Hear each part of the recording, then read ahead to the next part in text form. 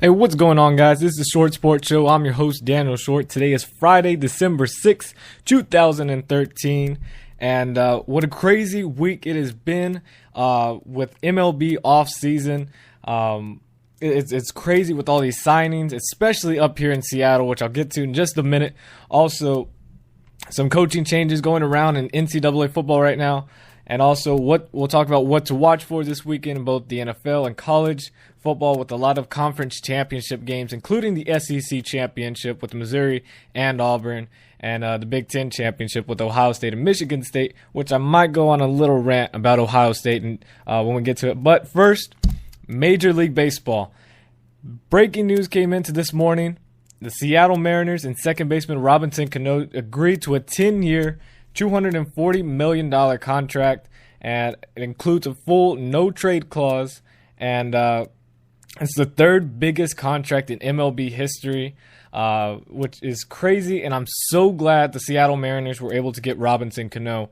But it brings up a discussion that when I was reading a few articles about before he actually did sign with Seattle, I had read an article, and it said, now the decision comes to Robinson Cano on what he will want to do. Does he want to play for the Yankees when they said, they wouldn't go above $175 million or something like that? Does he want to really play for the Yankees, or does he want to play for the money? And that's where the Mariners came in with that $240 million. And he said, what does he want to play for more? So it kind of looks bad on him that it's like, because most people, when they're playing baseball, you want to play for the Yankees. Some people think different. If I was a Major League Baseball player, I don't want to play for the Yankees. I want to play for the Dodgers. But that's just because that's my team. But, him being with the Yankees for a few years now, and now he basically just left them for the money because he wanted a $200 million plus deal. And another thing I want to get clear, let's not give too much credit just because Jay-Z is those bunny ears, quote unquote, his agent. Don't think Jay-Z got this deal done or that he forced it to the $200 million range or getting the 10 years or whatever. I feel like that's more of just kind of like when you market something. For example, you have a player that wears Under Armour, but really, he might not even really wear Under Armour. He might just do it just for the commercials and just for the money. But he's out there on the commercial. So, it's just a name to something. And I think, I just don't want people to give Jay-Z too much credit for that, because I really don't believe that he's got the smarts for becoming an agent and negotiating deals and stuff like that. Now, I know he's been in his music industry, so he's negotiated deals before, but I feel like this might be a little bit different. But that was just a small little thing. But huge news for the Seattle Mariners to be able to sign him, to sign Robinson Cano. And this is going to be huge for this team. I mean, it's incredible. I'm very excited, especially being up here in Seattle. I really can't wait for opening night.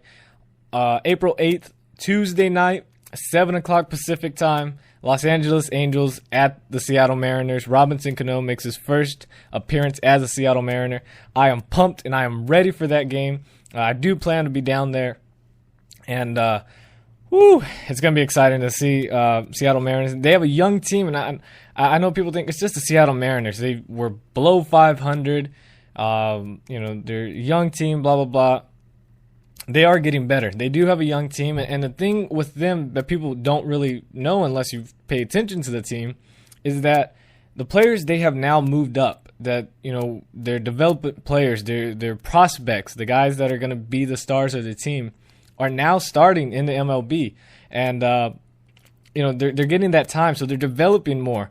Yeah, sure, they're not fully there, but they're just at that point where they're about to break through. And people need to realize the Seattle Mariners team is going to break through pretty soon. It could be this year. It might be next year. For sure, it's going to be in the next 3 years or so. And I'm not saying 3 years from now. I'm talking about this year, next year, or the year after is when the Seattle Mariners are going to make that big jump. The tough thing about them is they are in the AL West. And in the AL West, you have the Oakland A's that have been able to dominate these past 2 years. Texas Rangers, off and on. They've been dominant the past few years, but last year they took a really step down. And now also the Los Angeles Angels making Albert Pujols and Josh Hamilton, Mike Trout, signing some pitchers now. They're getting some deals going around in the offseason so far this year.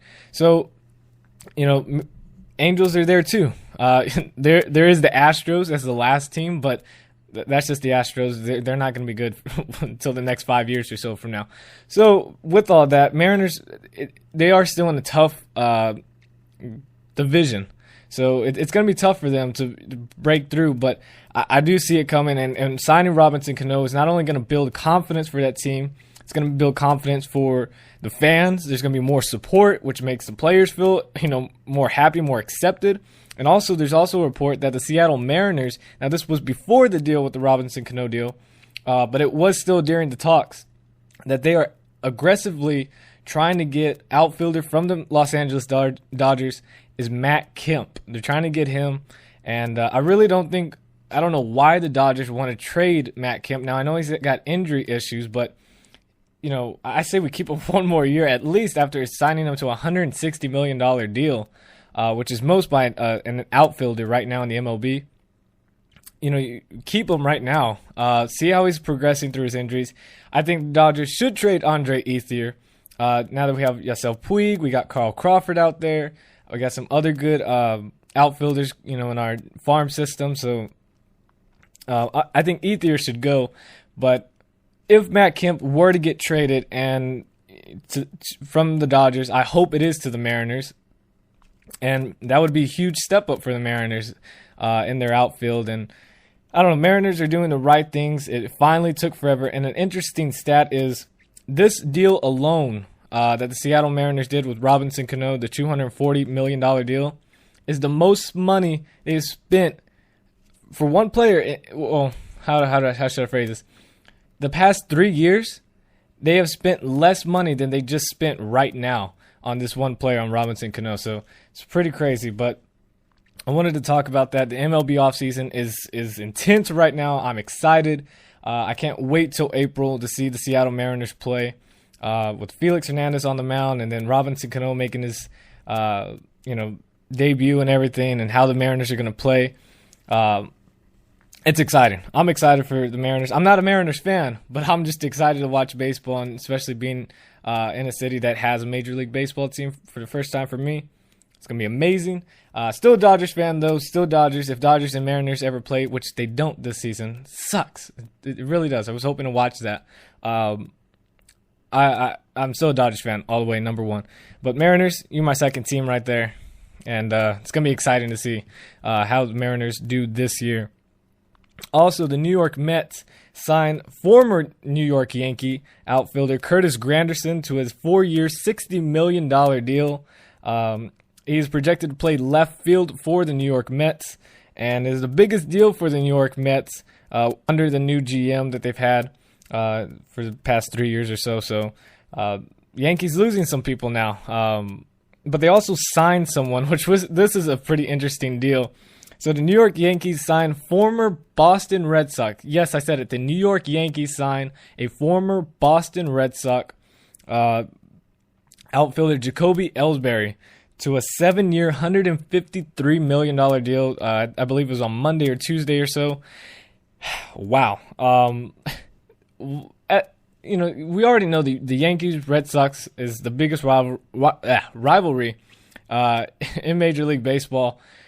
And especially with the Red Sox just coming off a World Series win, you're going to leave that team to the Yankees? Are you serious? I mean, now he's just playing for money, because that's a rivalry, and you've been with Red Sox your entire time. Why would you leave the Red Sox, especially coming off a World Series? That just makes a bigger point right there. Why, after that, and go to a Yankees team that is losing people, and it's... I don't know.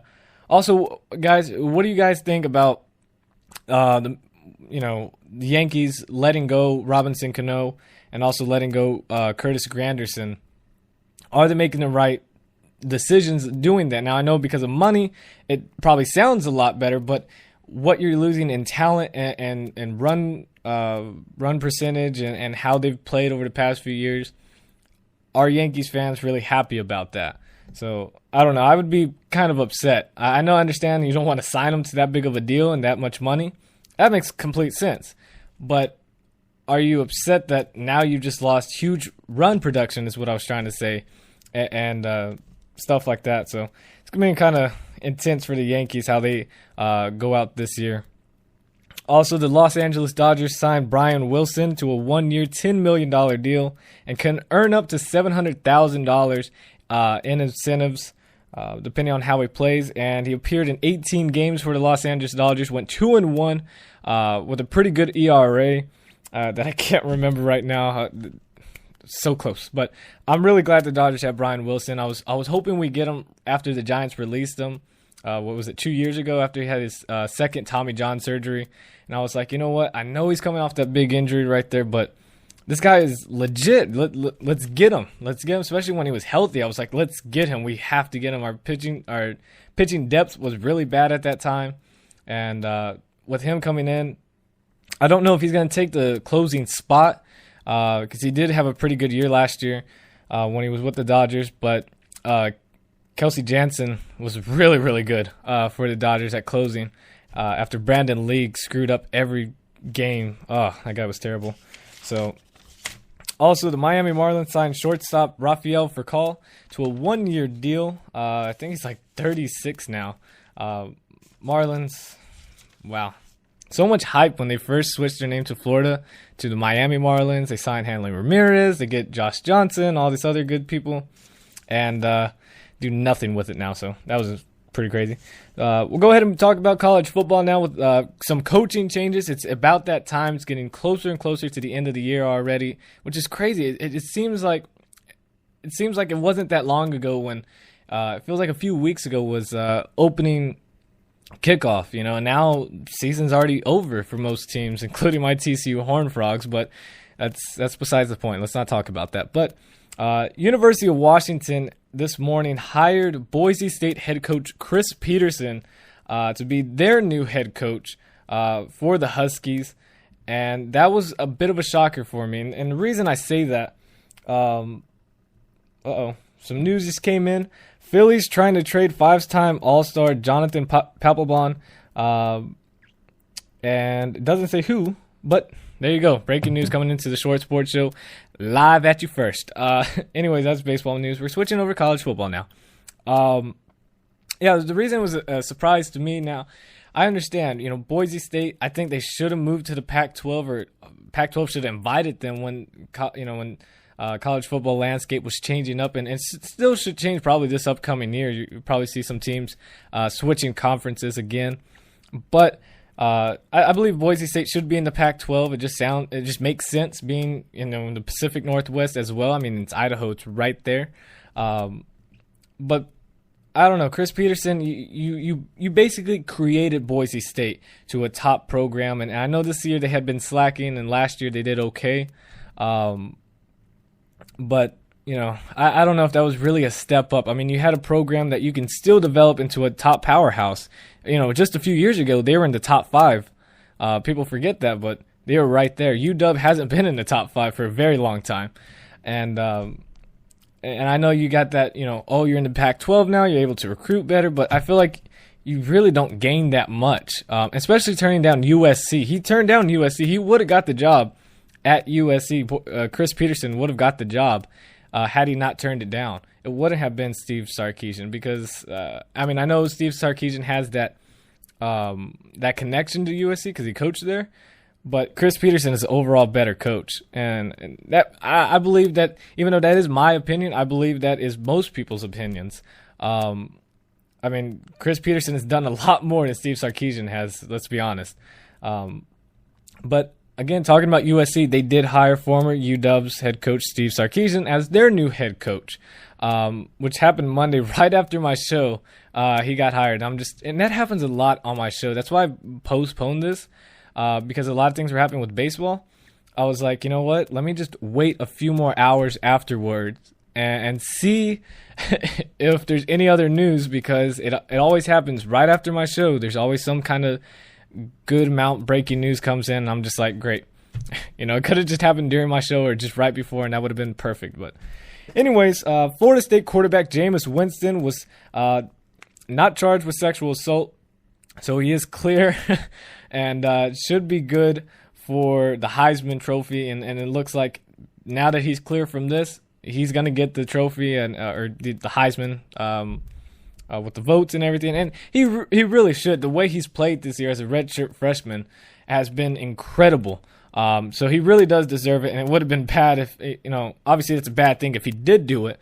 But, it would have been bad. That's got to stop him from winning the Heisman after he really does deserve it. The way he's played, and that's how you should judge it, the way the player has played over this year.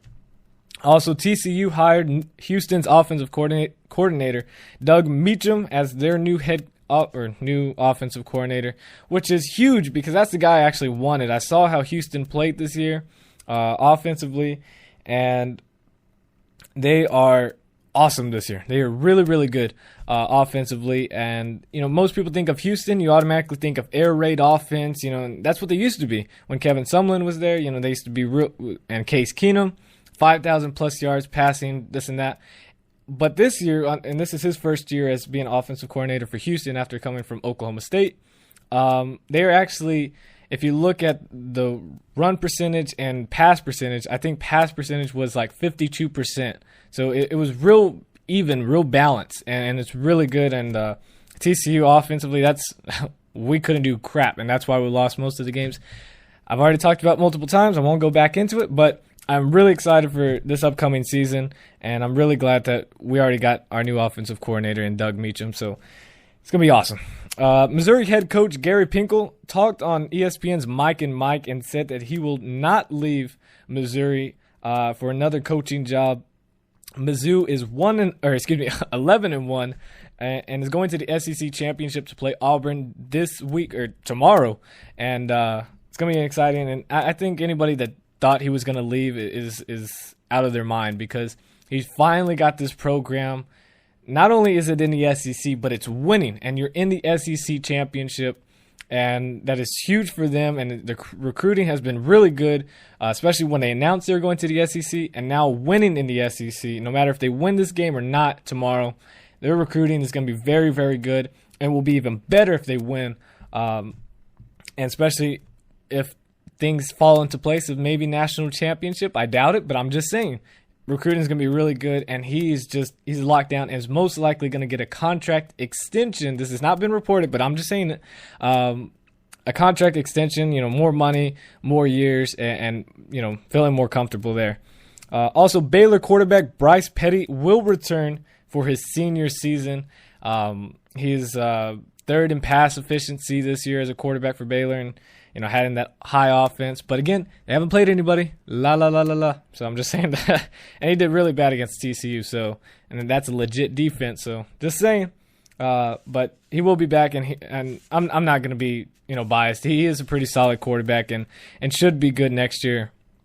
With Baylor, and Baylor getting that new stadium. I don't know if it's next year in 2014 or it's 2015, but either way, Baylor's new stadium, I'm a bit jelly about it, because that is a pretty nice stadium that they're going to have. But other than that, I still hate Baylor, so I want to make sure I'm clear on that. So with all of that, college football, coaching changes, it's still early. The season hasn't even ended, but I'm just saying for right now, Boise State, Wake Forest, and Wyoming are all the FBS schools right now that have head coaching vacancies, that are looking to find a new head coach. And obviously, there are going to be more schools that are going to have openings. The season hasn't even ended, but right now, Boise State, Wake Forest, and Wyoming will be looking for new head coaches for sure this year. And so now, with all those news, all that news, leads us into the what to watch for this weekend. And it's conference championship week. It's a big week, and it's also a few rivalry weeks. I mean, last week was rivalry week, but now rivalry week. That just sounds funny. Now this week, it comes down to this. A lot of things are going to happen with BCS rankings and bowl projections and BCS national championship projections. What's going to happen? Heisman championship or Heisman Trophy, stats and everything, and It's going to be crazy, crazy day tomorrow. And it all starts, main game, what to watch for, is number 5 Missouri versus number 3 Auburn in the SEC championship game. This game is so hard to predict because these two teams are solid both offensively and defensively. And if you want to do who's got the keys to win or something like that, who's better on offense, you compare both offenses. If you compare both special teams, I guess we can give that to Auburn after what they did against Alabama. I think this is not the score. I don't believe it's going to happen because I couldn't really predict the score for this game. But what I could predict, obviously who's going to be the winner, in my opinion. And I think it's going to be a very, very close game. And I think it's going to be Auburn 24, Missouri 23. I think the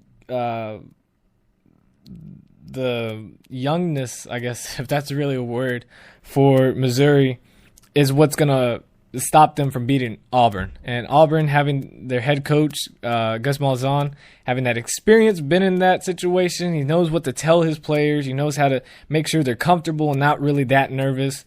And I think that's what's going to lead Auburn to a victory. And crazy, I never predicted Auburn going to be. I thought Auburn was legit, 5-6 team. I really, really did.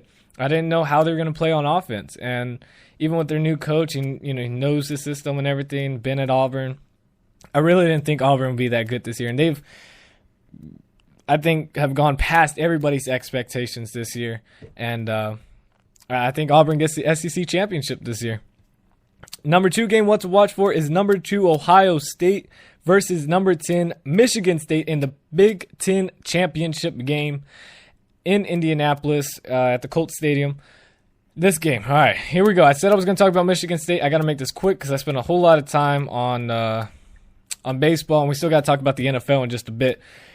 Ohio State, offensively, solid team. Very, very good offensively. Have great playmakers. Carlos Hyde at running back doing a dominant job running the ball. Braxton Miller making plays both on the ground and passing. And they also have this wide receiver. And of course, I think his last name is Brown. I think he wears number 10. He's really good. But Michigan State defense, if you have not looked it up, please go look it up at the end of this show. Go look up Michigan State's defense. Go look at highlights. Go look at the past games on YouTube. They have full games. You can watch them and see what they've done and watch this game and see how Michigan State defense is the greatest defense in college football right now and has been for past 2 years now. Now, this team is just, I don't know if it's the coaching. I don't know if it's the recruiting of players. I don't know if it's developing. It could be all of them. I love Michigan State's defense. It is awesome, and I love watching them play defense because they are so good. They have guys that they can recruit guys that are 6'7" defensive linemen and 300 plus pounds, and they're huge guys, and it throws off defenses or offenses because they're used to guys that are 6'1", 6'2", 6'3" maybe. And these guys are huge, and the way the defensive package that they have, their game plan is so unique, and I think that's what leads Michigan State to a victory over Ohio State, crushes Ohio State's national championship hopes. Final score: Michigan State 27, Ohio State 20, and I think the only reason if Michigan State loses this game is because of offense. Not because Ohio State's defense is good. Ohio State's defense is their weak link, but Michigan State's offense is their weak link. So Michigan State's offense is going to have to do something quick. They're going to have to score quick because they know they can rely on their defense, but Ohio State is going to be their best offense Michigan State has faced all year. So it's going to be pretty interesting. Number 3 game is number 7 Stanford versus number 11 Arizona State in the Pac-12 championship. I think Stanford gets this game. I think Tyler Gaffney, running back for Stanford, has a huge game and leads Stanford over Arizona State 28-21. Fourth game is Oklahoma, number 17 Oklahoma, on the road against Oklahoma State, number 6. And I think Oklahoma State's offense is going to be too much. I think Oklahoma is going to make a few mistakes on offense. Final score, 24-21 Oklahoma State. And the last game, number 25 Texas on the road at number 9 Baylor. I I think Baylor, they're upset, and even though they should have lost, but they won. But you know what I mean. I think Baylor gets the victory. 42-35 is the final score I predict for Baylor over Texas. And some NFL news. It looks like we should have plenty enough time now. Actually, I don't know if we do. We got 5 minutes left, so I'm gonna try to make it. I'm gonna talk not too fast, but we got to get this done because a lot of stuff to cover on NFL. Houston Texans this morning have fired head coach Gary Kubiak after dropping the last 11 games. Yes, that's right, 11 straight games, including last night's lost 27-20 loss to the Jacksonville Jaguars. The Texans are 2-11 on the year and now own the worst record in the NFL and have, if the season were to end right now, would have the number 1 pick in the 2014 NFL draft, which is, most people right now probably thought Texans would be 11-2, not 2-11, and I don't know how they've just crushed this year. Now I know they have injuries, but you're in the NFL now. Injuries, you really can't use that as a mistake. In college football, you can use that because of depth issues. In the NFL, you cannot use injuries as an excuse, unless it's like your star quarterback, like you have Peyton Manning and Tom Brady. Then you can probably use the excuse to an effect, to a small amount. But you're in the NFL. You're paid to play in the NFL. The teams, management, see you as an NFL player, as a pro player. You got to get the job done. And for the Texans to be terrible this year is incredible. And it's been pretty quiet from those Texans quote-unquote fans that jumped on when they were making the playoffs and now have been either now they're Cowboys fans or they're just Houston Rockets fans now, which is pretty funny. But Texans, Gary Kubiak, we'll miss you. And let's see who's they hire now. Kevin Sumlin's not going to go there, so we'll see. Green Bay Packers quarterback Aaron Rodgers is out this week versus the Atlanta Falcons. And apparently, after practicing and very limited, thought he could make it. It's just not there yet. So Matt Flynn will get the start, and the Packers, without Aaron Rodgers so far this year, are 0-3-1 with a tie. 3 losses and a tie. Jacksonville running back Maurice Jones-Drew, MJD, is scheduled to have an MRI on his right hamstring. Looks like he should be okay. Just a small little thing. Just want to make sure he's, all good. Might hold him out practice for the first 2 days or so. But should be ready to go for this upcoming week. Has 719 rushing yards this year and 264 rushing yards in the past 3 games combined. And Jaguars also have a 3-game winning streak. So Jacksonville might be getting something. Going on.